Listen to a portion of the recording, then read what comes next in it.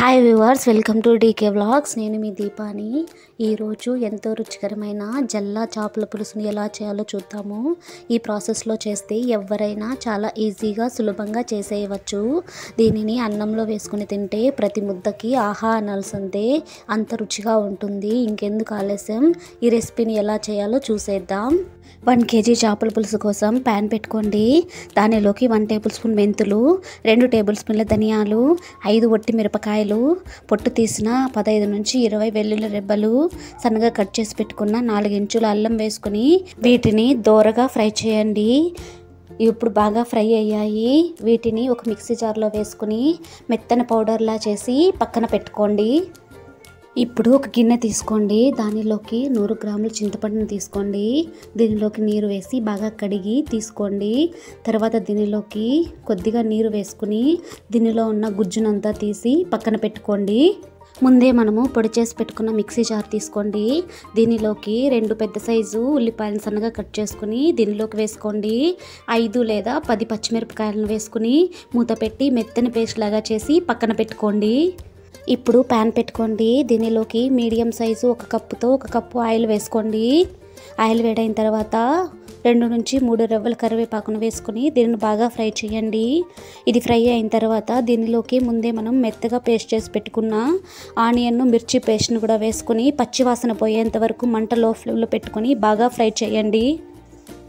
కొద్దిసేపు తర్వాత మసాలాల నుంచి ఆయిల్ అనేది పైకి వస్తుంది. అప్పుడు ఇందులోకి సన్నగా కట్ చేసి పెట్టుకున్న టమాటా ముక్కలు, రుచికి సరిపడినంత ఉప్పు, 2 టేబుల్ స్పూన్ల కారం, 1/2 టేబుల్ స్పూన్ పసుపు, 1 టేబుల్ స్పూన్ ధనియాల పొడిని వేసుకుని ఇవంతా కలిసేలాగా బాగా కలుపుకొని టమాటా ముక్కల్ని బాగా మగ్గనివ్వండి.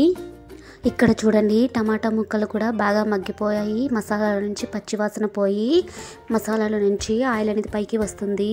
అప్పుడు ఇందులోకి ముందే మనము తీసి పెట్టుకున్న చింతపండు రసాన్ని కూడా వేసుకొని ఇదంతా కలిసేలాగా బాగా కలుపుకొని మూత పెట్టి దీనిని బాగా ఉడకనివ్వండి. దీనిని 2 నిమిషాల సేపు ఉడకనివ్వండి. తర్వాత మూత తీసి చూస్తే ఇక్కడ చూడండి బాగా ఉడికిపోయింది.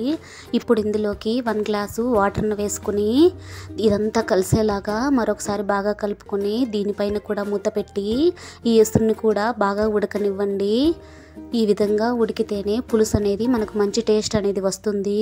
ఇక్కడ చూడండి పులుసు అనేది బాగా ఉడికిపోయింది. ఇప్పుడు ఇందులోకి చేప ముక్కలను కూడా వేసుకొని ఇవంతా కలిసేలాగా ఒకసారి కలుపుకొని మూత పెట్టి జస్ట్ 2 నిమిషాల సేపు లో ఫ్లేమ్లో బాగా ఉడకనివ్వండి.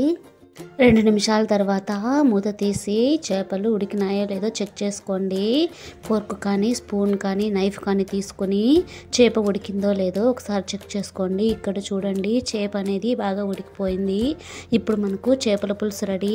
దీనిలోకి 1 కట్ట కొత్తిమీరను సన్నగా కట్ చేసుకుని వేసుకోండి. దీనిలోకి ముందే మనము పొడి చేసి పెట్టుకున్న మెంతులు ధనియాల పొడిని కూడా వేసుకుని ఇదంతా కలిసేలాగా ఒకసారి బాగా కలుపుకోండి. దీనిని 1 నిమిషం పాటు బాగా ఉడకనివ్వండి. అంతే, ఎంతో రుచికరమైన జల్లా చేపల పులుసు రెడీ. ఈ చేపల పులుసుని చల్లారిన తర్వాత లేదా మరుసటి రోజు తింటే ఇంకా రుచిగా ఉంటుంది. ఈ చేపల పులుసును అన్నంలో వేసుకుని తింటే ప్రతి ముద్దకి ఆహా ఓహో అనాల్సిందే, అంత రుచిగా ఉంటుంది. ఇప్పుడు మనము ఈ చేపల పులుసును సర్వ్ అవుట్ చేసుకుందాము. మీకు కానీ ఈ రెసిపీ నచ్చినట్లయితే మీరు కూడా ఒకసారి ట్రై చేసి ఎలా వచ్చిందో కామెంట్లో చెప్పండి. అదేవిధంగా మీ ఫ్రెండ్స్కి, ఫ్యామిలీ మెంబర్కి షేర్ చేయండి. మరిన్ని రెసిపీల కోసం నా ఛానల్ సబ్స్క్రైబ్ చేసి పక్కనే ఉన్న బెల్ ఐకాన్ను యాక్టివేట్ చేయండి. ఇలా చేయడం వల్ల నేను చేసే ప్రతి రెసిపీ మీకు నోటిఫికేషన్ రూపంలో వస్తుంది. Thank you for watching.